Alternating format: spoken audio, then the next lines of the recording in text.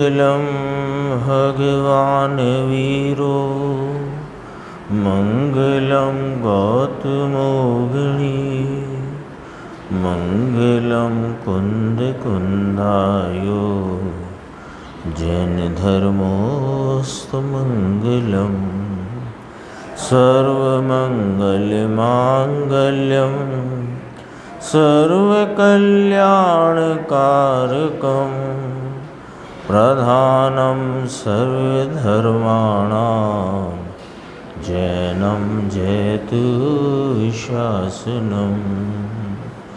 मैं नमो तीर्थनायक को, नमो ओंकार वाणी को, नमो उन कुंद प्रभु को जिन्होंने ओंकार धारण की।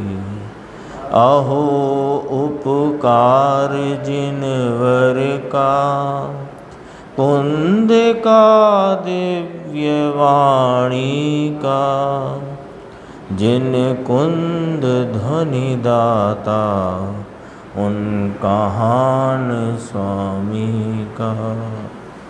चिदानंदिक रूपाए जिनाए परमात्मने, परमात्म प्रकाशाय नित्यं सिद्धात्मने नमः।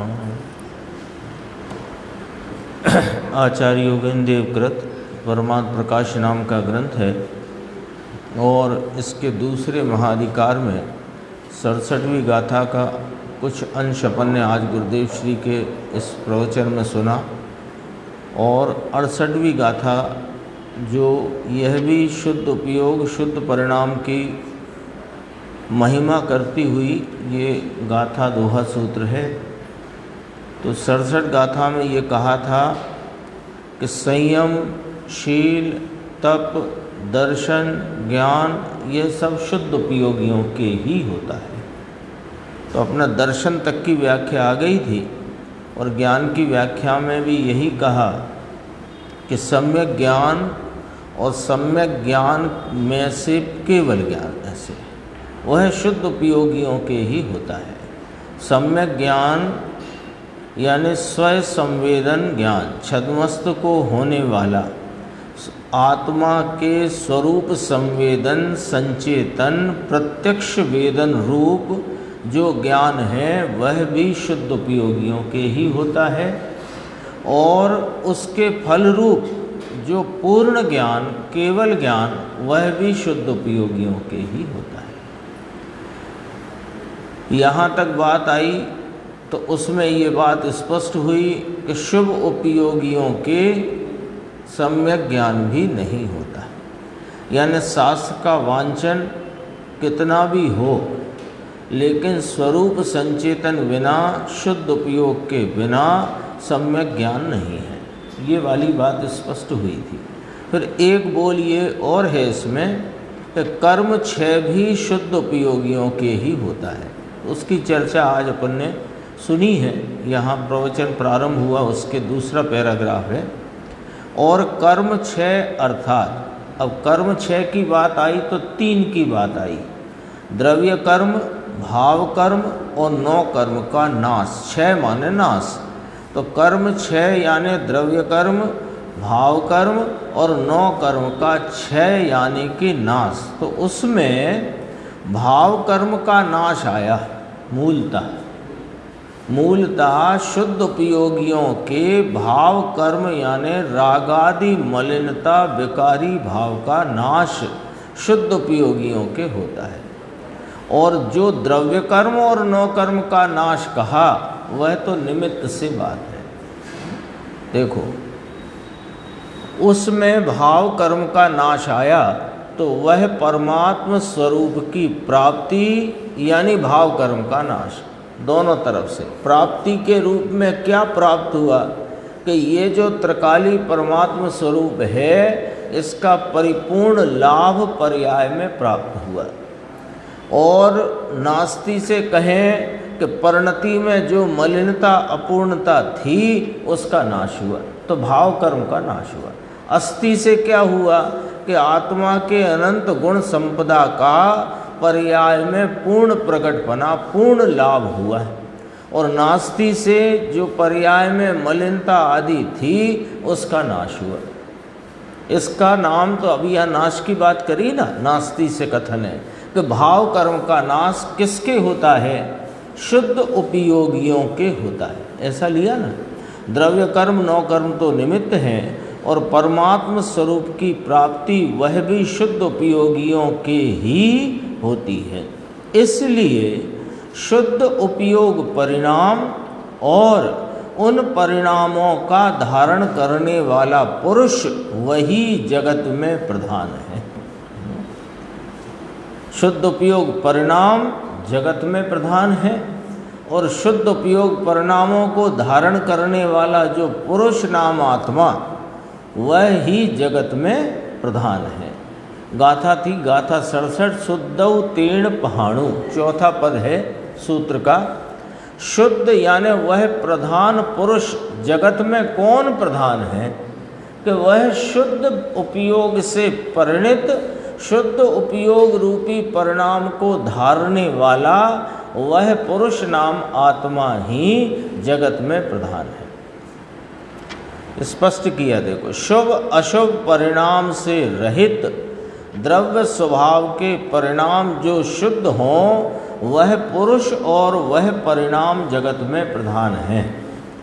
ये बड़ा विवाद है ना अभी कि व्यवहार से निश्चय होता है, अकेला निश्चय निश्चय से हो ये एकांत है, ऐसा विवाद चलता है, ऐसा तर्क रखते हैं, है ना। नहीं समझ पाए भगवान के तत्व ज्ञान, भगवान के द्वारा प्रतिपादित जो 6 द्रव्य 7 तत्व 9 पदार्थ का स्वरूप नहीं समझ पाए तो वो ऐसा तर्क रखते हैं। कैसा तर्क रखते हैं कि अपना धर्म तो अनेकांत रूप है, तो अनेकांत रूप धर्म है तो व्यवहार से निश्चय मानो तो अनेकांत हुआ, अकेला निश्चय से निश्चय हो ये तो एकांत हुआ।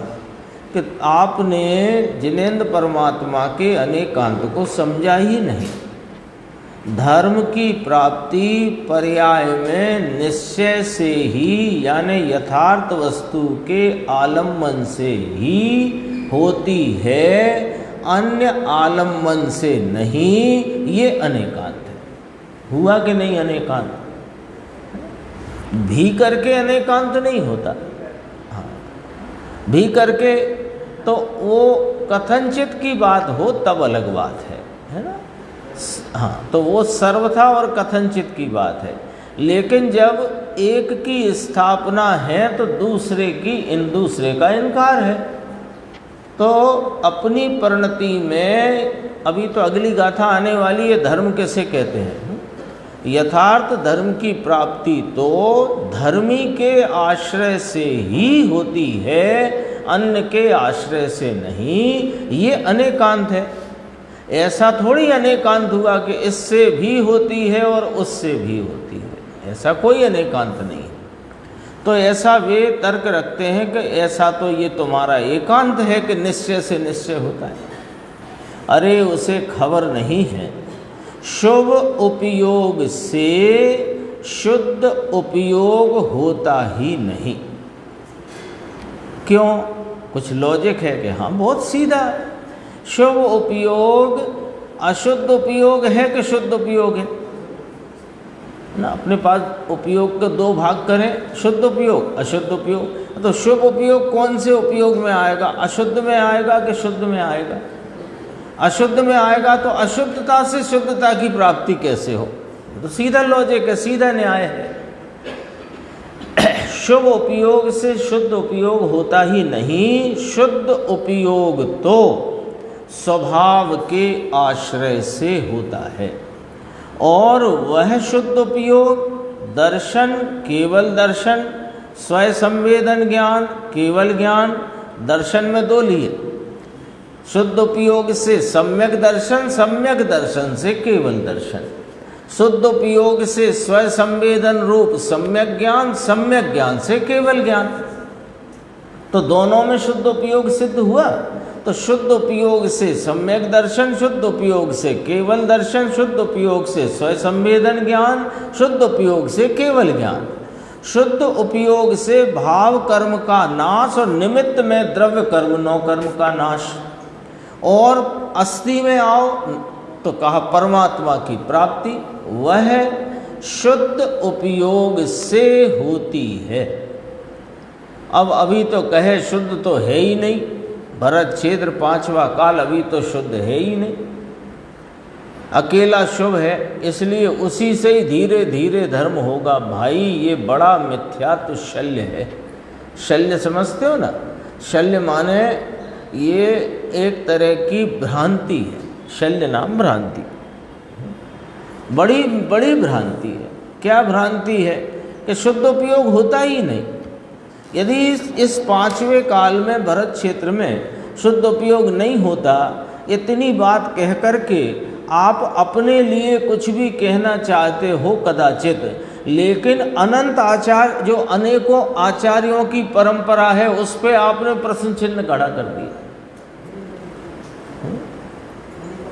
दर्शनाचार्य से लेकर के ये जो आचार्य परंपरा है जिसमें ये जिनवाणी आज हमारे साथ है, उस सब पे ही प्रश्न चिन्ह लगा दिया।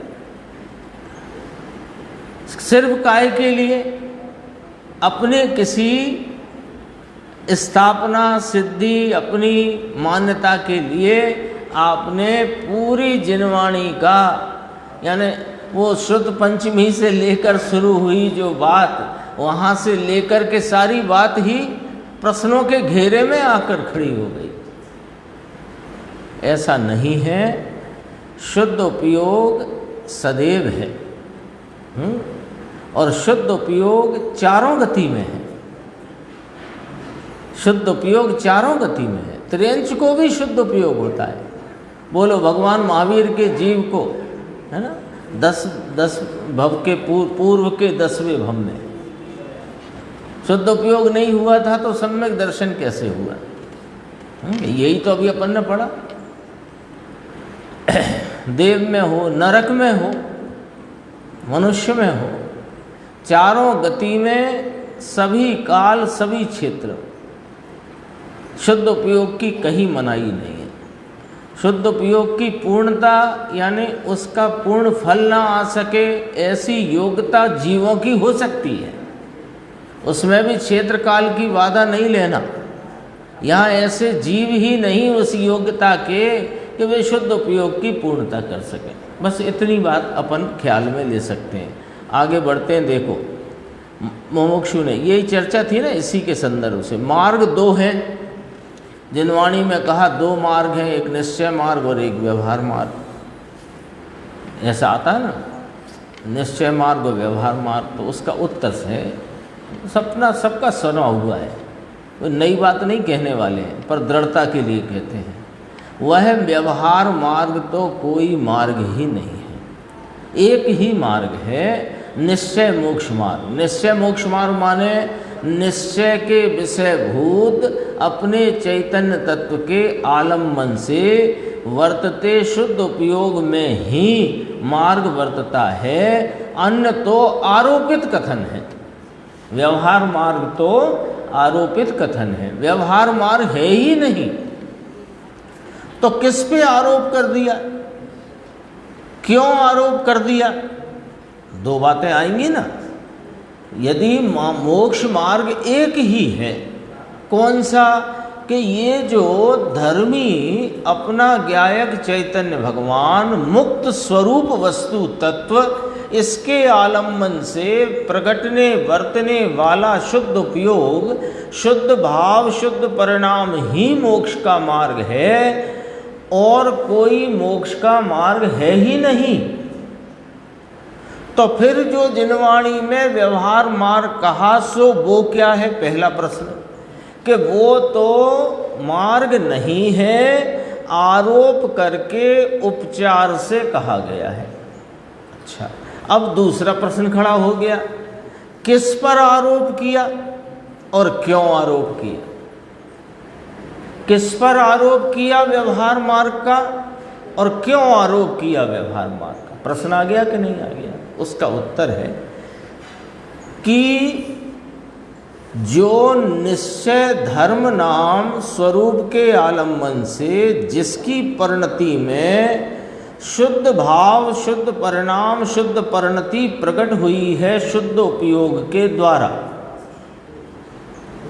उस धर्मी के अभी पूर्णता नहीं है, मार्ग में प्रवर्तन है। अभी पूर्णता नहीं है, मार्ग में प्रवर्तन है। तो पूर्णता नहीं होने से वीतरागता भी पूरी नहीं आई है पर्याय में, तो राग शेष रह गया है पर्याय में। तो जो राग शेष है, जो देव गुरु धर्म के प्रति का स्वरूप के निरूपण उपदेश आदि का, दया आदि का जो कोई भी राग अभी शेष है मार्ग में, उस राग पर, उस राग की मंदता पर व्यवहार मार्ग का उपचार किया गया है। अब दूसरा प्रश्न, ये तो किस पर किया गया है, अब क्यों किया गया है? इसलिए किया गया है कि जिसने अपने वीतराग स्वरूप को पहचान कर, उसका आलम्बन लेकर, उसके भान पूर्वक अपने को वीतराग स्वरूप प्रतीति में लिया है, लेकिन अभी राग का अभाव नहीं हो गया है, तो राग साथ में प्रवर्तित है। राग साथ में प्रवर्तित है और वीतरागता भी प्रवर्तित है। जो वीतरागता प्रवर्तित है वो तो मोक्ष मार्ग है, और जो राग का प्रवर्तन है सो है तो नहीं मोक्ष मार्ग। फिर भी कहा, तो क्यों कहा कि वो राग को देखकर आप उसे मोक्ष मार्ग के बाहर मत समझना, वो अपनी वीतरागता से मोक्ष मार्ग में निरंतर प्रवर्तमान है, निरंतर गमन रूप है।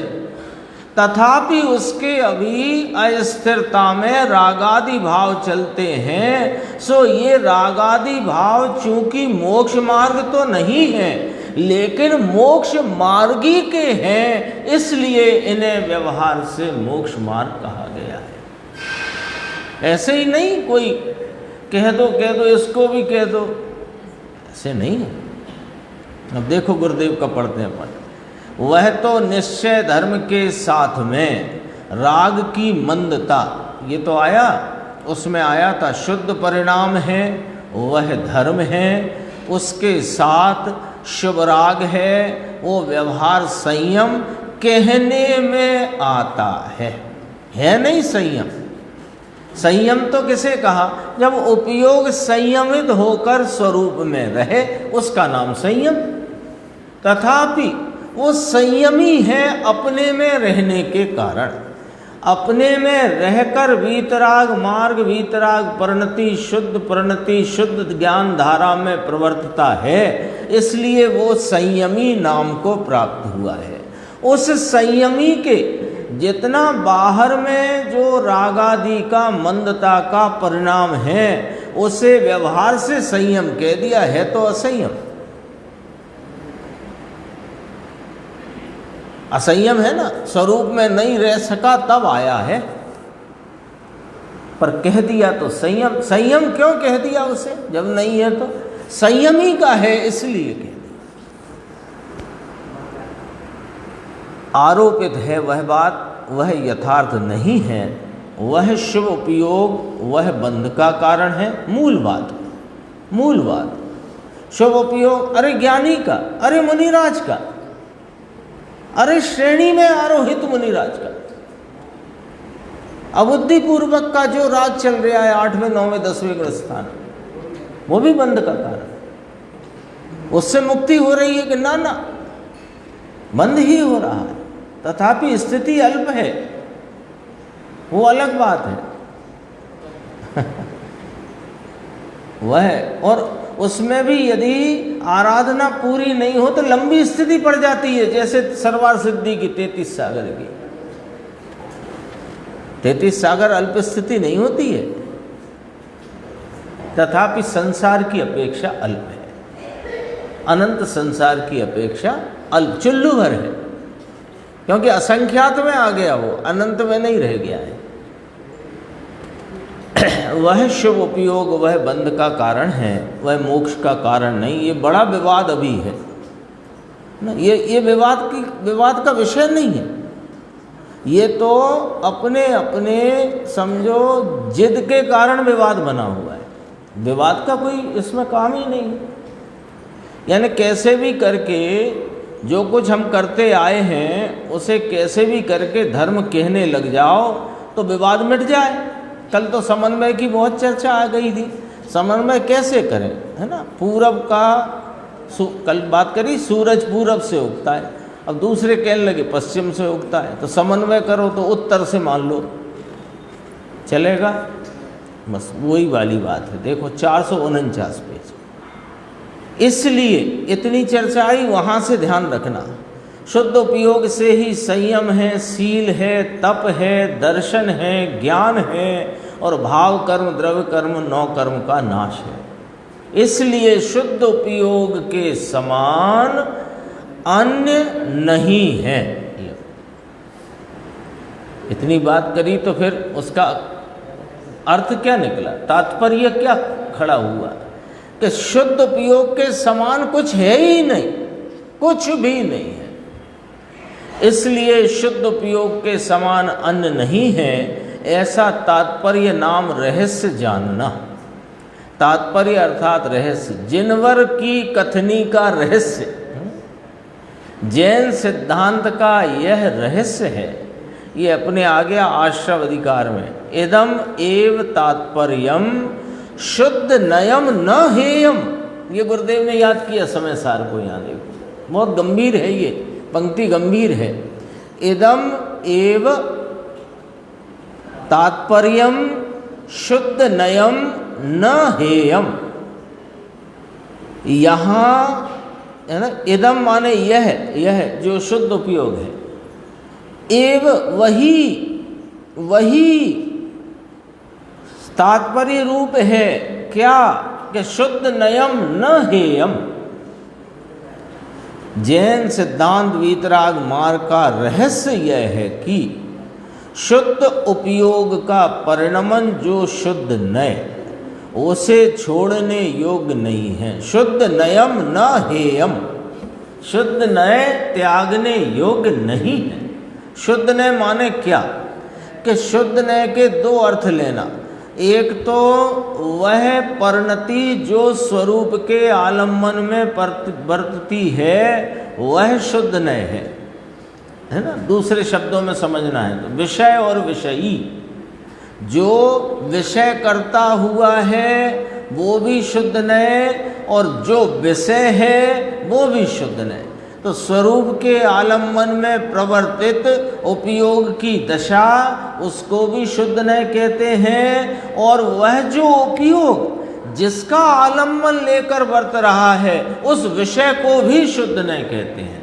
ऐसे दोनों शुद्ध नय लेकर, यानी शुद्ध नय के दोनों भाव यहाँ चित्त में धरकर यह तात्पर्य समझना कि शुद्ध नयम न हेयम, शुद्ध नय त्यागने के योग्य नहीं है। त्रिकाली वस्तु का जो परिणमन शुद्ध नय, वह छोड़ने योग्य नहीं। वह है तो त्रिकाली शुद्ध नय, है तो वो विषय। त्रिकाली शुद्ध नय माने विषय, और जो शुद्ध उपयोग वह प्रवर्तित भाव, वो भाव, वो एक एक समय वाला भाव, ये त्रिकाली भाव।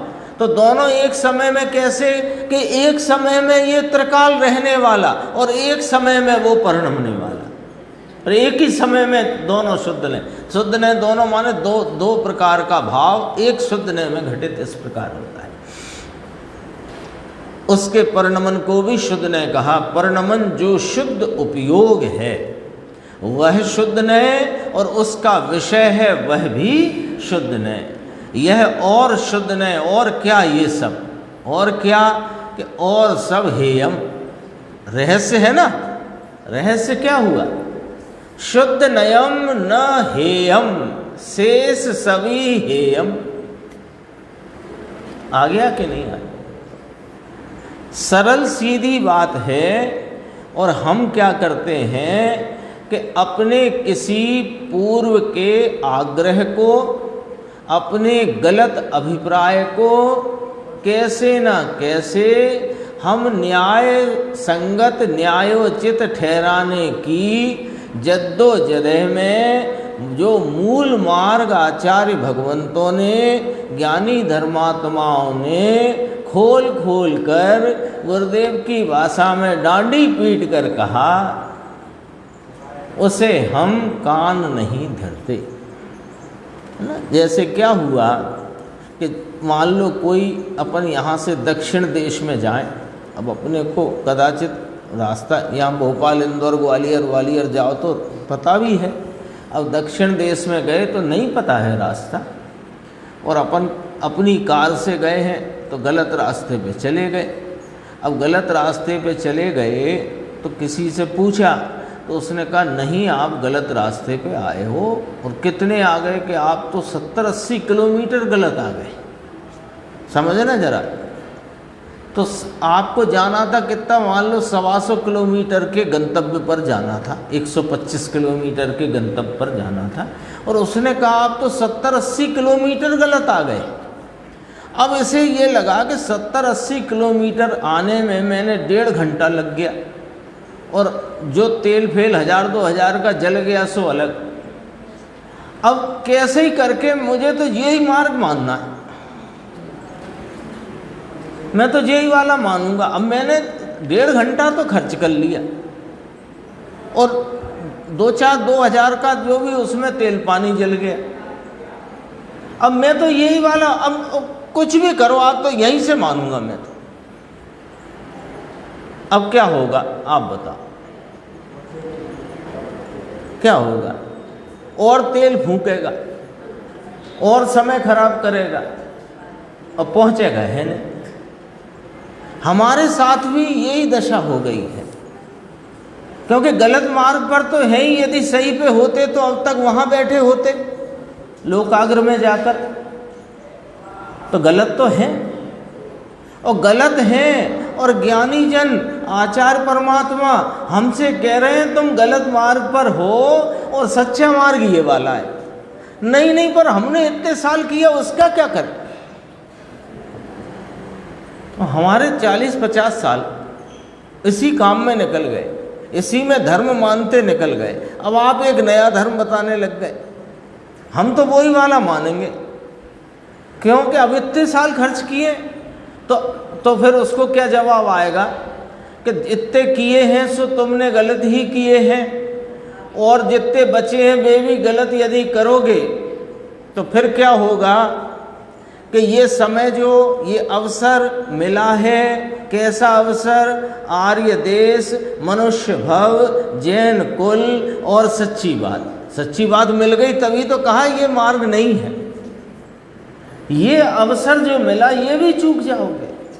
जो बचा है 10, 20, 25 साल, 50 साल जिसके जो बचे हों, वे भी तुम इसी जद्दोजहद में निकाल दोगे। नहीं, यहीं से कहीं से ढूंढ लूँगा, मैं तो यहीं से कहीं से ढूंढ लूँगा। तो मिलना तो है नहीं, मिलेगा है नहीं, और भटक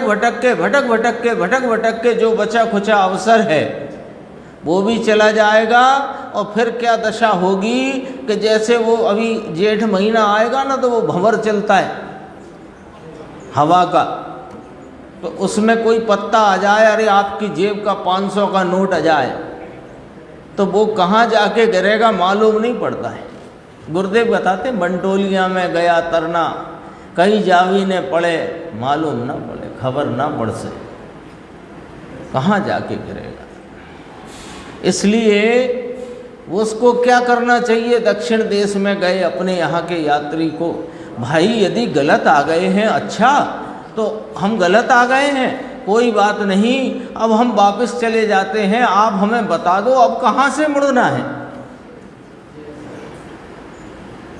यहाँ तो ये भी नहीं कह रहे कि 70 किलोमीटर वापस जाके मुड़ो, यहाँ तो ये कह रहे हैं कि अभी के अभी मुड़ जाओ, जहाँ जाना है वो यहीं विराजमान है। तो भी जिद पड़ गई। देखो अब ऐसे ही प्रश्न आ गया सामने, शुद्ध हो तो शुभ से ही ना, शुद्ध उपयोग ही सबसे प्रधान है। अभी पढ़ा अपन ने, फिर ये भी पढ़ा, ये इदम एव तात्पर्यम शुद्ध नयम न हेयम, तो शुद्ध नयम ना हेयम, लेकिन शुद्ध की प्राप्ति तो साफ शुभ से ही होगी ना। प्रश्न आया है उसका, है ना, उसका प्रश्न है, कदाचित अपना प्रश्न होगा। नहीं नहीं हमारा तो नहीं है, देख लेना भैया, हो सकता कई प्रश्न ऐसे होते हैं जुबान पर होते हैं, कई प्रश्न दिमाग में होते हैं, कई प्रश्न ऐसे हैं जो दिमाग में भी नहीं होते पर प्रश्न होते हैं, क्योंकि उनका उत्तर नहीं मालूम होता है। 3 तरह के प्रश्न हुए, एक तो पूछ लिया सो प्रश्न, एक पूछा नहीं पर विकल्प रूप है वो भी प्रश्न, और एक वो प्रश्न जिसका उत्तर नहीं मालूम तो वो भी प्रश्न। भले यहाँ विकल्प ही ना आया हो कदाचित, पर प्रश्न तो रह गया ना, क्योंकि अनुत्तरित है इसलिए प्रश्न ही है। तो सुनो अब उसका जवाब, बिल्कुल नहीं। बोलो निर्देश भाई, जवाब पूरा हो गया? जवाब तो पूरा हो गया, अब समझाएंगे। जवाब तो पूरा हो गया, शुद्ध तो शुभ से होए ना साहब, बिल्कुल नहीं।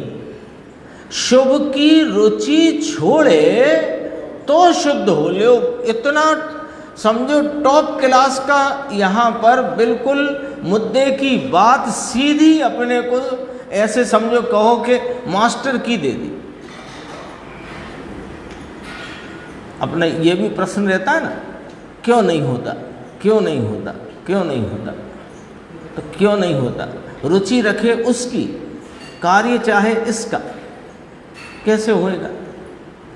रुचि उसकी, कार्य इसका, संवेदन चाहता है, संचेतन आनंद का स्वाद चाहता है, और मलिनता में की रुचि रखता है, तो कैसे होएगा? इसलिए कहा शुभ की रुचि छोड़े तो शुद्ध हो।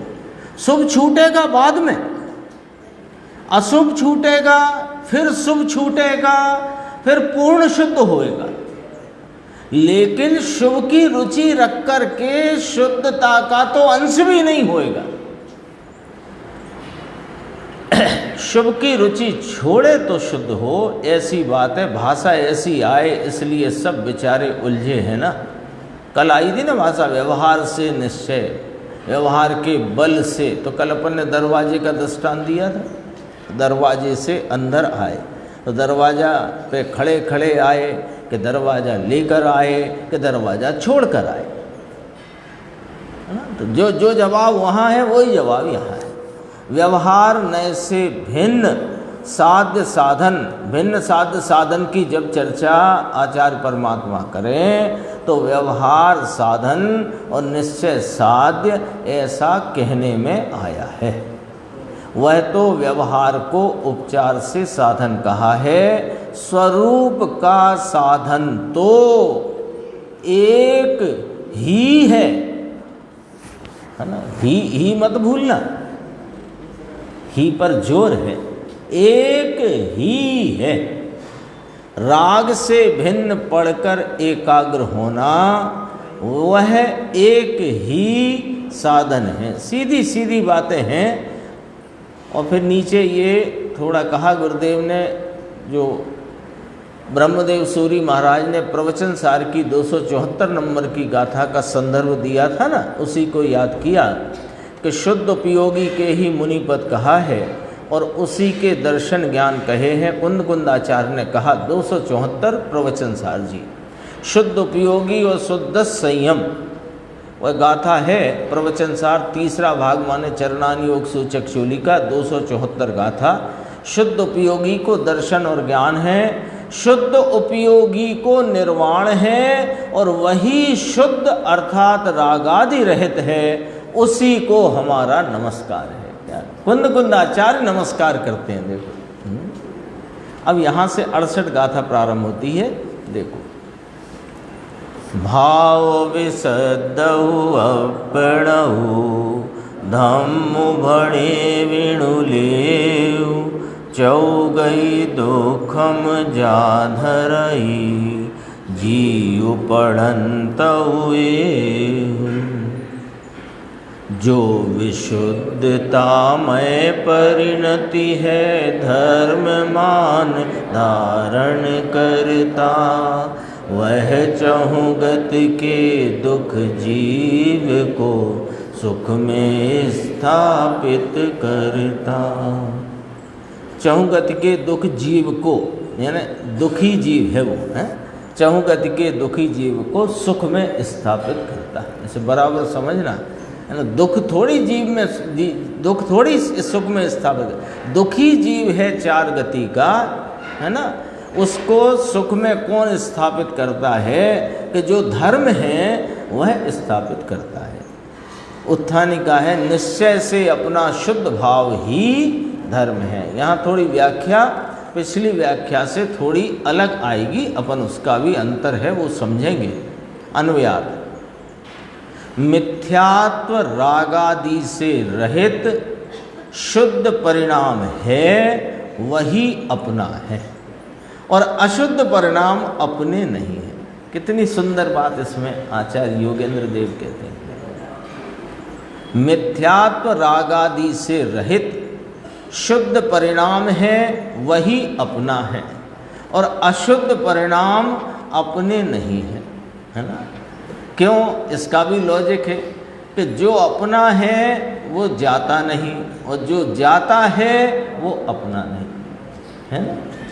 तो मिथ्यात्व रागादि रुक जाते हैं कि चले जाते हैं और शुद्ध भाव रहता है कि चला जाता है।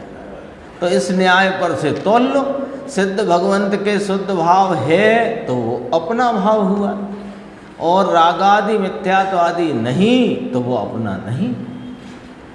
तो इस न्याय से बात कहकर कहा सो शुद्ध भाव को ही धर्म समझकर अंगीकार करो, यही शुद्ध भाव वही धर्म है, ऐसा जानो मानो निर्णय करो अंगीकार करो। फिर कहा जो आत्मधर्म चतुर्गति दुखेव्या चारों गतियों के दुखों से पतंतम संसार में पड़े हुए इमम जीवम इस जीव को निकालकर धरती आनंद स्थान में धरता है। ये टीका में आ गई व्याख्या, यानी धर्म कितनी बात आई इसमें देख लो, अन्वयार्थ में देख लो कितनी बात आई। मिथ्यात्व रागादि रहित जो शुद्ध भाव है वही धर्म है, अपना है। अशुद्ध परिणाम है वे अपने नहीं हैं। सो शुद्ध भाव को ही धर्म मानकर अंगीकार करो। कैसा है ये धर्म कि ये आत्मधर्म है। ये धर्म कैसा है? ये आत्मधर्म है। और ये आत्मधर्म क्या करता है कि चार गतियों के दुखों में पड़ा हुआ जो जीव है उसे निकाल कर आनंद स्थान में धरता है। ठीक है। धर्म शब्द का शब्दार्थ ऐसा है कि संसार में पड़ते हुए माने संसार में डूबे हुए गिरे हुए प्राणियों को निकालकर मोक्ष पद में रखे वह धर्म है। धर्म की व्याख्या करी कि जो धर्म दुखों से निकालकर आनंद स्थान में रखे उसका नाम धर्म है। धरता है कहाँ से? दुखों से निकालकर कहाँ? आनंद स्थान पर। मोक्ष कहो, आनंद स्थान कहो। वह मोक्ष पद देवेंद्र, नागेंद्र, नरेंद्रों से भी वंदने योग्य है।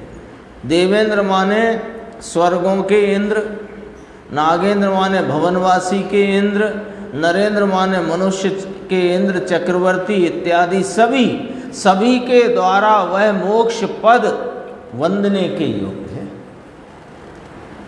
दूसरी परिभाषा एक तो ये है कि जो आनंद स्थान में धरे सो धर्म।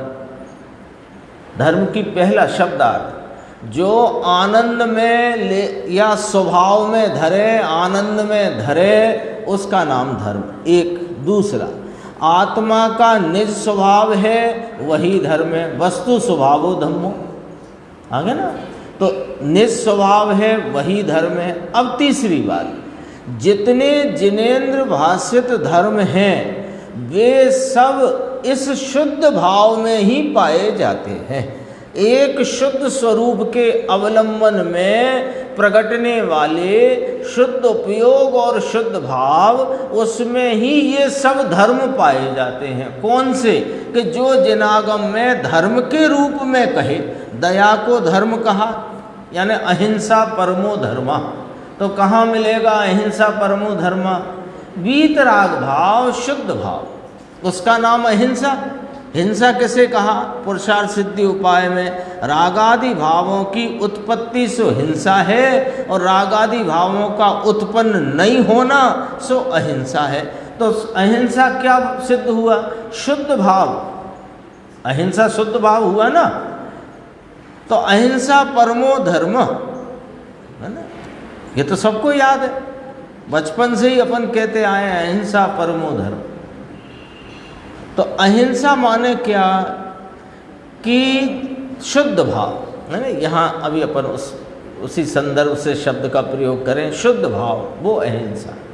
फिर कहा 10 लक्षण धर्म कहे, तो 10 लक्षण धर्म भी शुद्ध उपयोग या शुद्ध भाव रूप है।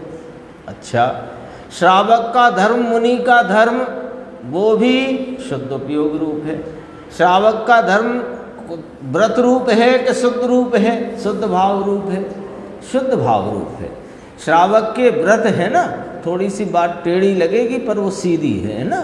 श्रावक के व्रत हैं जो भी अणुव्रत इत्यादि, वे श्रावक को ही होते हैं।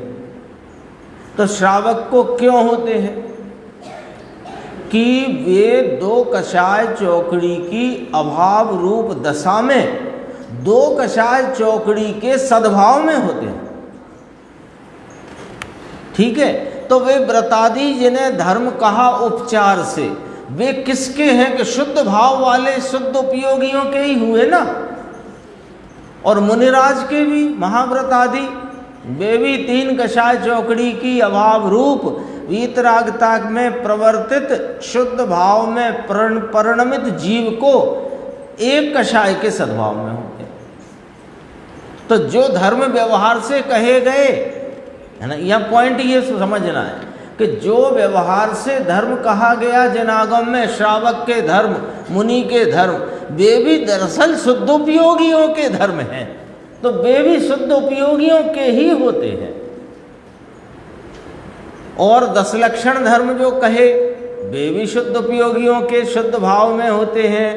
और जो रत्नत्रय धर्म है वो भी शुद्ध भाव रूप शुद्ध उपयोगियों के ही होता है। तो पढ़ लेते हैं इसको, देखो। जिन भाषित सब धर्म पाए जाते हैं, जो दया स्वरूप धर्म है वह भी जीव के शुद्ध भावों के बिना नहीं होता। यति श्रावक का धर्म भी शुद्ध भावों के बिना नहीं होता। उत्तम क्षमादि 10 लक्षण धर्म भी शुद्ध भाव बिना नहीं हो सकता। और रत्नत्रय धर्म भी शुद्ध भावों के बिना नहीं हो सकता। ऐसा ही कथन जगह जगह स्थल स्थल पर ग्रंथों में है। सदृष्टि इत्यादि श्लोक से उसका अर्थ ये है कि धर्म के ईश्वर भगवान ने लो, सधर्म के ईश्वर भगवान, धर्म के ईश्वर, ये शब्द का थोड़ा अर्थ समझना, नहीं तो लगे क्या। धर्म के ईश्वर माने जिन्होंने अपने वस्तु स्वभाव स्वरूप धर्म को प्रभुतापने स्वीकार करके पर्याय में पूर्ण प्रभुता का भाव प्राप्त किया है, ऐसे वे भगवान धर्म के ईश्वर हैं। तो धर्म के ईश्वर भगवान ने सम्यक दर्शन, ज्ञान, चारित्र, इन तीनों को धर्म कहा है। जिस धर्म के ये ऊपर कहे गए लक्षण हैं वह धर्म कैसा है कि राग द्वेष मोह रहित परिणाम, उसका नाम धर्म है। वह जीव का स्वभाव ही है, क्योंकि वस्तु का स्वभाव ही धर्म है। ऐसा दूसरी जगह भी धम्मो इत्यादि गाथा से कहा है, वस्तु स्वभावो धम्मो। जो कि आत्म वस्तु का स्वभाव है वह धर्म है।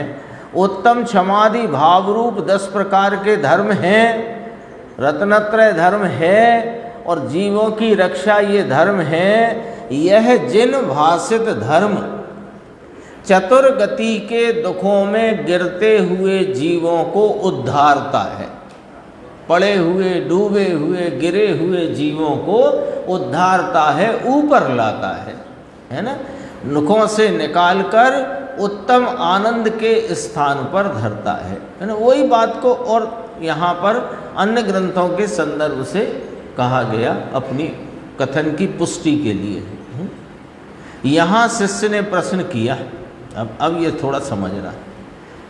यहाँ शिष्य ने प्रश्न किया कि जो पहले दोहे में, यानी अभी अपन ने 67 नंबर का सूत्र जो पढ़ा, उसमें तो तुमने शुद्ध उपयोग में संयम आदि सब गुण कहे। अभी कहा था ना, शुद्ध उपयोगियों के ही संयम, शील, तप, दर्शन, ज्ञान और कर्मों का क्षय इत्यादि सब कहे थे, तो उनके कहे। और यहाँ आत्मा का शुद्ध परिणाम ही धर्म कहा, उसमें धर्म पाए जाते हैं। तो पहले दोहे में और इसमें क्या भेद है, देखना, बारीक सी बात है, गंभीर बात है, देखना। पहले दोहे में तो शुद्ध उपयोग मुख्य कहा था, 67 नंबर का था मैं, ठीक है। और इस दोहे में धर्म मुख्य कहा, तो शुद्ध उपयोग का ही नाम धर्म है, तो धर्म का नाम ही शुद्ध उपयोग है। शब्द का भेद है, अर्थ का भेद नहीं है, दोनों का तात्पर्य एक है। इसलिए सब तरह शुद्ध परिणाम ही कर्तव्य है, वही धर्म है। थोड़ा इसमें एक भाव गुरुदेव ने खोला, वो बताते हैं अपन। ये तो उन्होंने तो कहा हमने तो जो शब्द भेद है, अर्थ भेद नहीं है, तात्पर्य दोनों का एक है। फिर भी गुरुदेव ने एक इसमें से एक रहस्य और अपने सामने रखा कि यहाँ परिणाम शब्द लिया और वहाँ उपयोग शब्द लिया, दोनों के साथ शुद्ध शब्द तो दोनों में लगा है, शुद्ध उपयोग और शुद्ध परिणाम। तो शुद्ध उपयोग माने शुद्ध स्वरूप में लगा हुआ उपयोग, वह शुद्ध उपयोग हुआ। और अब शुद्ध उपयोग से जीव क्या कहलाया? शुद्ध उपयोगी। शुद्ध है ना, ये वस्तु अपनी शुद्ध है, त्रिकाल शुद्ध है। तो जो उपयोग इस शुद्ध स्वरूप का आश्रय लेकर जो उपयोग परिणमा, उस उपयोग का क्या नाम हुआ? शुद्ध उपयोग। ख्याल में आई कि नहीं आई बात? सरल है पर वो समझना, मैं कौन हूँ, ये आत्मा कौन है, ये परमात्मा कौन है, कि ये त्रिकाल शुद्ध वस्तु है, ठीक है। अब त्रिकाल शुद्ध वस्तु को विषय करता जो उपयोग है, उसे कौन सा उपयोग कहा? शुद्ध उपयोग। और शुद्ध उपयोग जिसके परिणत हुआ उस जीव को क्या कहा? शुद्ध उपयोगी जीव, ठीक है। अब जो शुद्ध उपयोगी जीव है उसका उपयोग कदाचित शुद्धता में न लगा हो, तो अभी उसकी शुद्ध परिणाम, शुद्ध परिणति कायम है, उसका नाम भी धर्म है। आई बात समझ में? निर्देश भाई, ख्याल में आई? चंद्रेश भाई, बात पकड़ में आई कि नहीं? ये पकड़ना थोड़ी बात। ये त्रिकाल शुद्ध है कि नहीं? इसमें जो उपयोग लगेगा उसको क्या कहोगे? शुद्ध उपयोग। इस शुद्ध उपयोग से जो परिणत हो गया उस जीव को क्या कहोगे? शुद्ध उपयोगी। जिसने एक बार 100 मीटर की दौड़ जीत ली तो वो भले अभी नहीं दौड़ रहा, पर वो उसका विजेता कहलाता है कि नहीं कहलाता? तो ये शुद्ध उपयोग जिसने प्राप्त किया वो शुद्ध उपयोगी कहलाया। अब शुद्ध उपयोगी जीव के कदाचित किसी अवस्था में जब शुद्ध उपयोग नहीं है तो अभी शुद्ध भाव है कि नहीं है, शुद्ध परिणति है कि नहीं है, तो शुद्ध परिणाम है कि नहीं है, वीतरागता है कि नहीं, आनंद है कि नहीं, शांति है कि नहीं, उसका नाम भी धर्म है।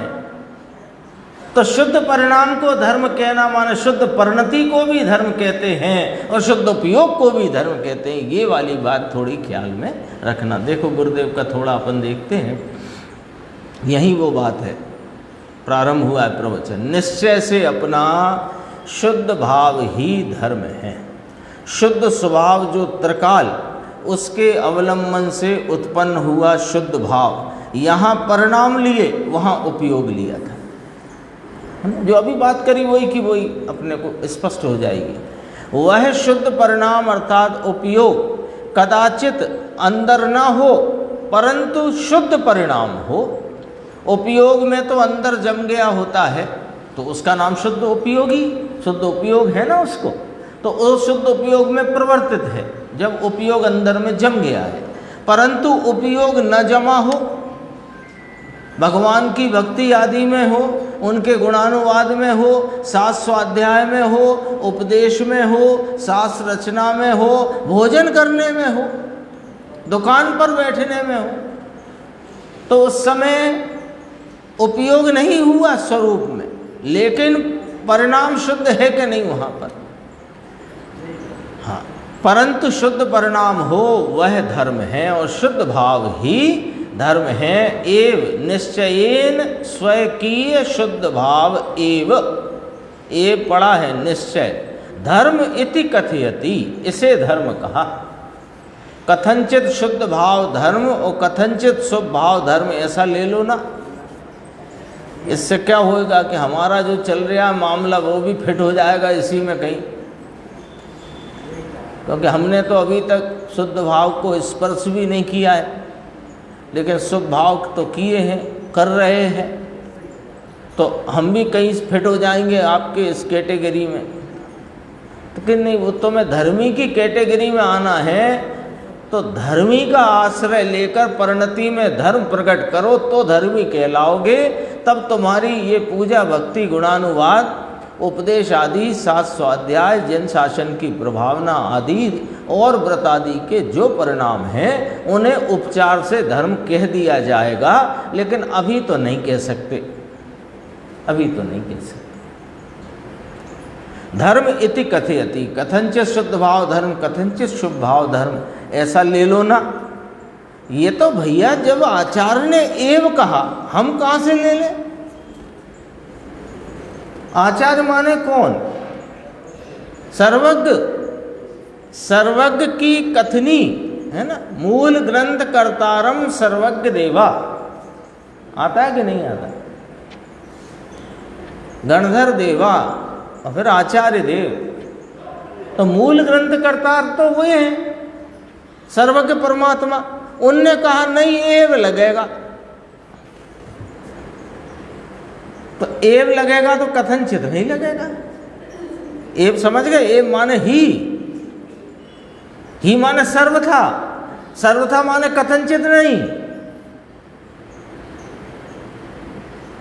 शुद्ध भाव ही धर्म है, शुभ भाव धर्म नहीं है, ये अनेकांत हो गया।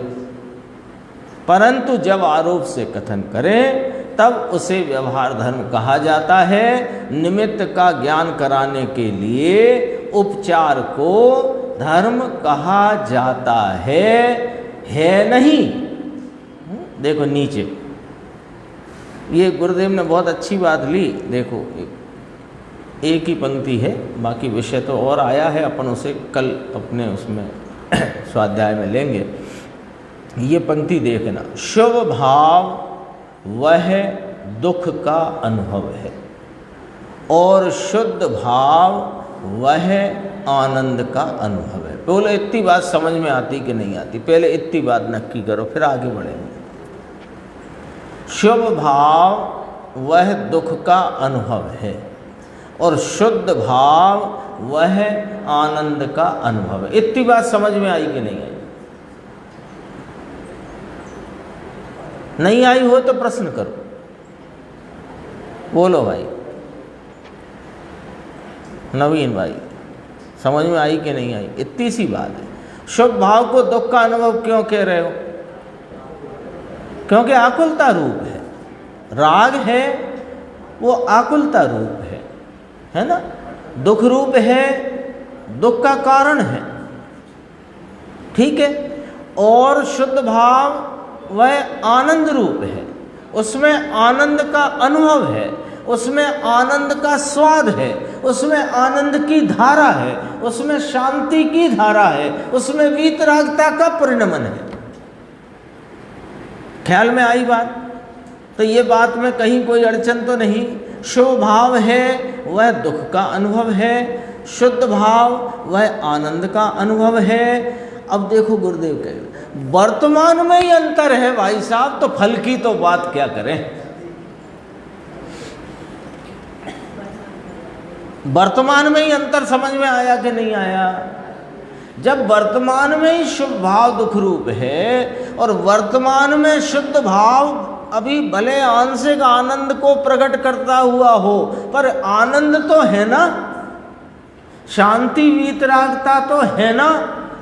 तो जो वर्तमान में ही जिसका आश्रय लेने से शुद्ध भाव प्रकटा है वह वर्तमान में ही सुख रूप है, और जो शुभ भाव है वह वर्तमान में ही दुख रूप है। तो ये वर्तमान में ही आपको फर्क समझ में आया कि नहीं आया? वर्तमान के भाव में फर्क, तो फल में तो फर्क होगा ही होगा। बात समझ में आई कि नहीं आई? देखो ऐसे ऐसे एक दीवाल ऐसी बनी, एक दीवाल ऐसी बनी, और अब दो दीवालें ऐसी जाना है, ऐसी उधर की तरफ तो कमरा बनना है ना।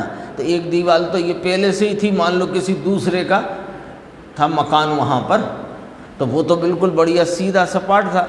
अब अपने को अपनी दो दीवारें उधर खींचेंगे तब तो अपना कमरा बनेगा, मकान बनेगा, है ना।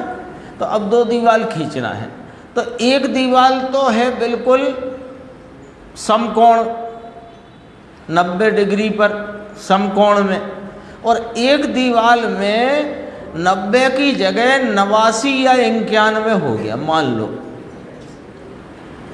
ठीक है। वो उसका कोण 90 ना रहा मुकेश भाई, 91 हो गया या 89 रह गया। अब वे दोनों दीवारें चली, बनाते बनाते आगे बढ़े ना, तो आगे बढ़े तो जो 89 या 91 वाली माने विषम कोण की दीवार, तो वो आगे बढ़ कर के कहाँ जाएगी, और जो समकोण से चली दीवार वो आगे बढ़ कर के सीधी जाएगी। तो जब यहाँ वर्तमान में ही अंतर है, वर्तमान में ही अंतर है, तो फल में तो क्या अंतर नहीं होगा बताओ। तो ये बात की कल्पना, ये बात की मान्यता, इस बात का आग्रह छोड़ देना चाहिए कि शुभ के द्वारा किसी न किसी रूप में धीरे धीरे शुद्ध की प्राप्ति हो जाएगी। थोड़ा थोड़ा थोड़ा चलने दो, तो आगे चल करके कभी तो शुद्ध होगा। अरे तुम यहाँ से ही डिग्री तुम्हारी वो कोण ही गलत हो गया है, वो क्यों? क्योंकि आचार्य भगवान ने सर्वज्ञ देव ने उसे दुख रूप कहा और इसे आनंद रूप कहा, और ये वर्तमान में अंतर है। अब ये अंतर हमें समझ में नहीं आता, पर ज्ञानियों को तो साफ दिखता है। शुभ भाव है दुख का अनुभव है, और शुद्ध भाव है आनंद का अनुभव है। वर्तमान में ही अंतर है। फल को भी थोड़ा सा कह दिया। शुभ भाव से बाह्य की सामग्री धूल आदि मिलती है, और शुद्ध भाव से आत्मा का पूर्ण लाभ होता है। ये गाथा की चर्चा आज चली है, अपन इसका भी कल थोड़ा आगे स्वाध्याय